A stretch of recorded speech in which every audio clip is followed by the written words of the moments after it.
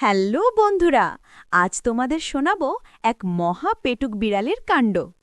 গল্পের হিরো আমাদের হলো বিড়াল, যে কিনা নিজেকে বনের রাজা মনে করে। আসলে তো সে এক নম্বরের ভীতু। হুলোর কাজই ছিল সারাদিন কোথায় মাছ, কোথায় দুধ এই খুঁজে বেড়ানো।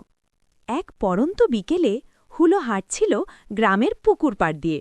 হঠাৎ তার চোখ আটকে গেল পুকুরের ধারের একটা পদ্মপাতার দিকে। পানির ওপর ভাসছে টকটকে লাল রঙের একটা মোটা সোটা মাছ। হুলো তো খুশিতে নাচার জোগাড়। সে ভাবল, ওরে বাবা, এটা তো নিশ্চিত পুকুরের সেই জাদুকরী লাল সুন্দরী মাছ। আজ আমার কপাল খুলে গেল। লোভে হুলোর মুখ দিয়ে টপ টপ করে লালা পড়তে লাগল। সে এদিক ওদিক তাকাল।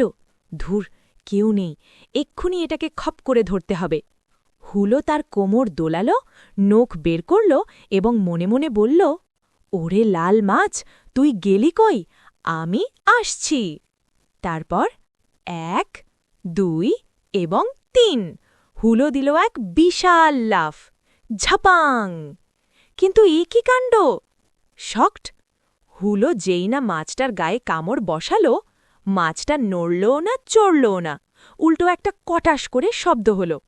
আরে, এটা তো সত্যিকারের মাছ না, এটা তো কোনো বাচ্চার ফেলে দেওয়া প্লাস্টিকের খেলনা মাছ। ঠিক সেই সময় পাশের পাতা থেকে এক ব্যাঙ, নাম তার ঘ্যাঙর, গলা উঁচিয়ে বলল।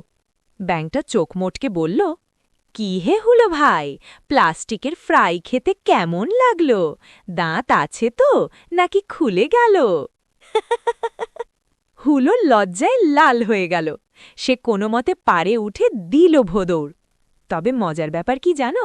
দৌড়ানোর সময় হুলোর লেজে ওই প্লাস্টিকের মাছটা সুতো দিয়ে আটকে ছিল।